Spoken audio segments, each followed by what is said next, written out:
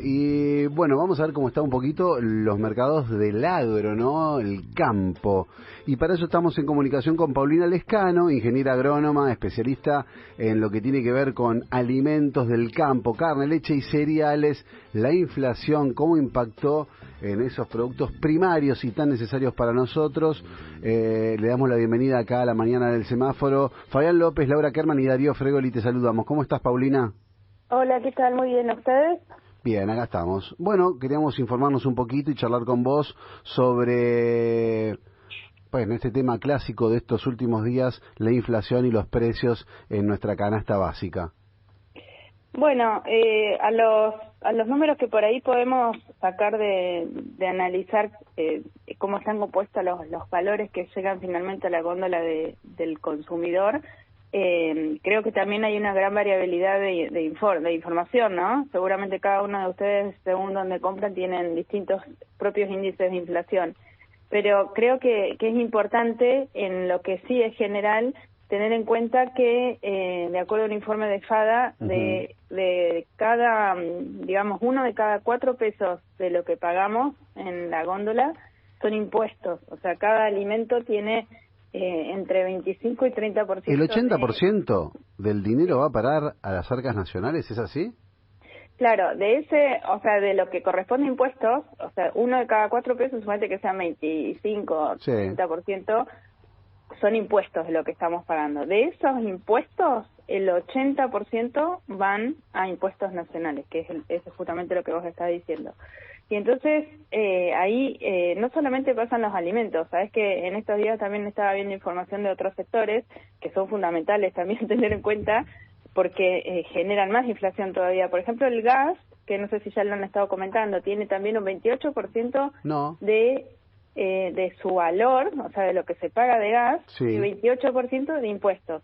Y la nafta, o los combustibles en general, tiene un valor bastante similar. Estamos hablando de casi también 25 o 26% de impuestos. En realidad todo lo que pagamos, claro, todo lo que pagamos tiene como un montón de impuestos grabados que nunca prestamos atención porque son porcentajes mínimos, pero que realmente terminan influyendo y mucho en ese número. Lo que pasa es que los pasamos por alto porque ya como que lo damos por sentado y nunca leemos cuántos impuestos tenemos grabados.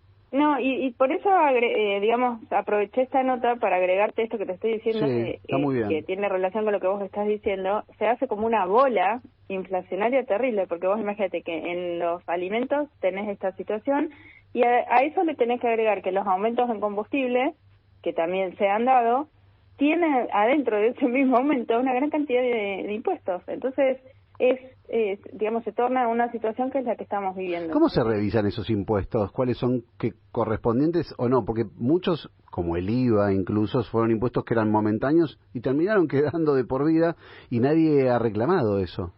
Sí, bueno, como vos decís, la mayoría de los impuestos son de esa manera. Tenés, no sé, impuesto al cheque. En el caso de los combustibles, digamos, hay un impuesto que se llama el dióxido de carbono que a la nafta y al gasoil se le cobra de acuerdo a la digamos, como contaminación, si querés, que por ahí en los biocombustibles no debería estar. Ingresos brutos, o sea, tenés de todo, y como vos dijiste, tal cual, la mayoría de los impuestos en nuestro país se han puesto originalmente como una medida temporaria o de urgencia. Ahora, por ejemplo, en Mar del Plata han puesto uno si vos cargas nafta en el partido o en Mar del Plata, creo, en Madariaga, que es un impuesto que lo han puesto ahí, en esa zona, para poder hacer... recaudar. No, para poder hacer, dicen, pavimentación y trabajos así en caminos. Claro, bueno, sí, por eso, en su momento así fueron incorporando todos los impuestos. Claro. Y en relación a esto, lo mismo está pasando, por ejemplo, que también estamos hablando de la inflación de alimentos, con la intención de aumentar los derechos de exportación en muchos productos de economías regionales, que también se aduce que es por el carácter de urgencia en el cual estamos, que no hay dólares, claro, etcétera. Pero es como, digamos, con la historia ya sabemos que es muy probable que eso se quede. Entonces, mira, ayer estaba viendo datos de esto de que me estás comentando sobre, o que me estás preguntando sobre la inflación en los alimentos. Estaba viendo en detalle lo que es, por ejemplo, los lácteos, como referencia, que cada uno puede saber cuánto paga el litro de leche en su zona, pero al productor, como para que tengamos referencia, el precio que se le está pagando ahora de toda la leche que entregó durante diciembre, o sea, ahora estamos mediados de enero, es de 150 pesos por litro. Es un montón. No, no es nada. O sea, es un montón la diferencia con lo que se está pagando. Imagínate, 150, no sé cada uno de ustedes cuánto tiene el último valor que compró leche. Y en algunos lados... Depende cuál, pero ponerle, vamos a un precio base. 8.95 la Serenísima. ¿Cuánto? 8.95. Bueno, sí, la Serenísima, pero tener por ahí un precio más barato, por ahí 550, 600, alguna leche de estas que aparecen también, si hablamos segundas marcas. Sí, o terceras.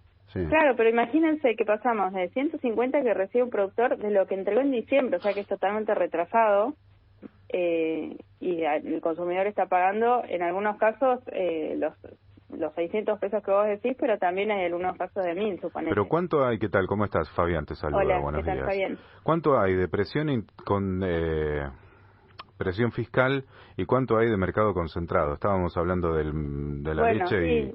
Bueno, justamente ahí tenés de presión fiscal, si querés, eso que estábamos diciendo, 1 de cada 4 pesos en prácticamente todos los alimentos. Y de concentración, o sea, es difícil medir cuál es exactamente, pero tu pregunta es justa. O sea, en el caso de lo que es la comercialización de leche, pensá que el productor tambero entrega leche sin saber a cuánto le van a pagar esa leche. ¿Y por qué sucede eso? En parte por lo que vos estás mencionando, la concentración. O sea, hay una gran cantidad de productores o empresas productoras de leche y pocas empresas que industrializan esa leche. ¿Estos porcentajes, Paulina, que tenés son así concretos?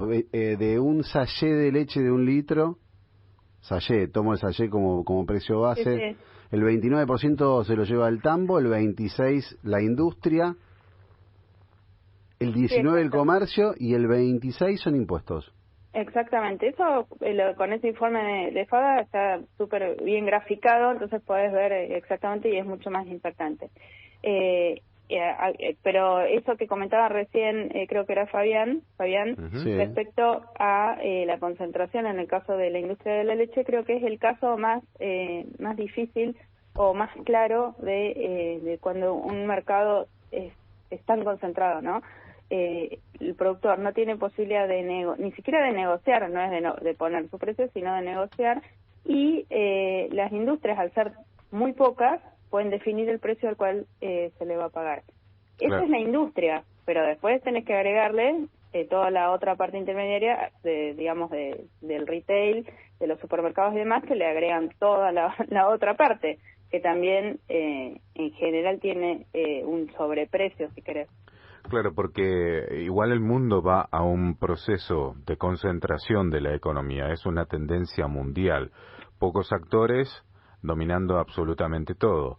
Estoy pensando que, de nuevo, fue una discusión que vi en televisión, con 4 marcas, yendo a 4 marcas, tenés el 70% de un supermercado, contratando productos de Unilever, P&G, Aceitera General Dehesa y de la otra marca, la Serenísima, ya tenés el 70% de todo un mercado con una variedad infinita de productos, pero que a fin de cuentas son 4 empresas. Sí, es así, como vos dijiste, creo que también ocurre, es a nivel mundial. Quizás en lo que es Argentina tenemos el agregado de todas las particularidades que no existen en otra parte del mundo, como lo que estamos hablando de la carga impositiva, ¿no?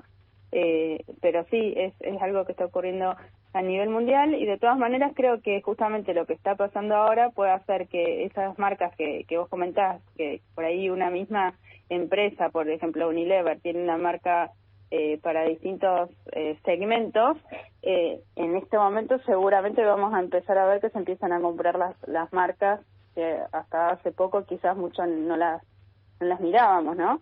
Pero bueno, yo creo que lo peor que puede pasar en esta situación que estamos teniendo hoy es que hay aumentos de precio que no se pueden convalidar en la góndola, digamos. Claro. El consumidor no los puede pagar porque no son impagables, y en todo lo que son productos perecederos, eso creo que genera un perjuicio muy malo para la parte productiva, pero que también afecta al país en general, porque todas esas producciones, como es el caso de la leche, cuando los números no le cierran y vienen de años que no le cierran, no es algo que está pasando ahora, los tambos se cierran, se funden y las vacas esas van al matadero. Entonces, a nivel país, para después recomponer esos tambos en algún momento, si volvemos a estar en una situación mejor, pueden pasar 2 o 3 años hasta que volvamos a tener toda esa cantidad de fábricas de producción de leche. Paulina, ¿tenés un número de cantidad de tambos que cerraron en la Argentina en estos últimos años? Mira, los números son bastante variables, pero yo te diría, depende desde qué año, pero yo te diría ponerle 10.000 tambos en los últimos 10.000 empresas, ¿no? Sí. En los últimos 15 años. Uh-huh. ¿Cuántos? Perdón.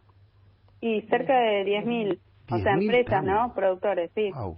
Y después, quizás el número más impactante para mí es eso que te estoy diciendo, de que además de lo terrible para las familias y para los que trabajan en el tambo, es que todos esos animales que tenían inversión en genética y demás, que eran vacas lecheras, también de un día para el otro dejan de existir. Claro. Y para recomponer eso necesitas estos 2 o 3 años. O sea, entre que un animal empieza, o sea, es ternero y demás, tenés 2 años mínimo. Uh-huh. Que lo pones en producción. Y ya que pasaste la vaca al matadero, te quería preguntar por la carne. ¿Cómo está cómo se ve el horizonte del precio de la carne con estas subas, estas bajas, el mercado también que en un momento no compra o no va a poder comprar, y qué pasa con esa carne? Bueno, en el caso de la carne tenés la particularidad que, habilitaron la exportación de 7 cortes que no estaban habilitados antes. Entonces, en cierta manera, lo que, digamos, si cae lo que es la demanda interna, es como que está habilitando que parte se vaya. Claro, ese sería el camino entonces. Exactamente. Porque miraba los porcentajes también, ¿no? Como que si recién analizábamos lo de la leche y nos llamaba la atención, el de la carne es lo mismo, tenés un 24% de impuestos, solamente un 12% queda en la carnicería, un 4% en el frigorífico, el que más se lleva es el feedlot, un 31%, y la cría un 29%.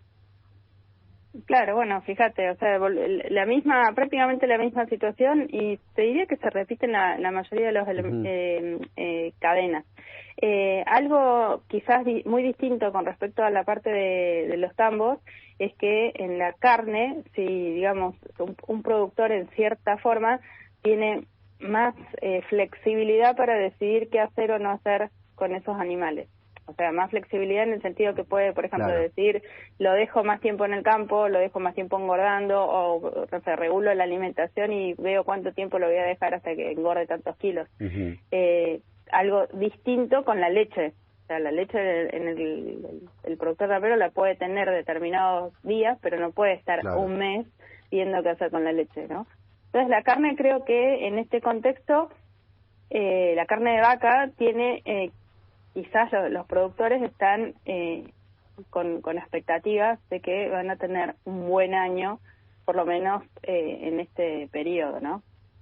Perfecto. Bueno, Paulina, te agradecemos mucho los conceptos y quedamos para más adelante volver a charlar a ver cómo evoluciona la situación. Bueno, muchas gracias, saludos. Saludos. Bueno, Paulina Lescano, ingeniera agrónoma, especialista en mercados del agro, charlando un poquito sobre lo que pagamos de impuestos en los alimentos del campo, como la carne, la leche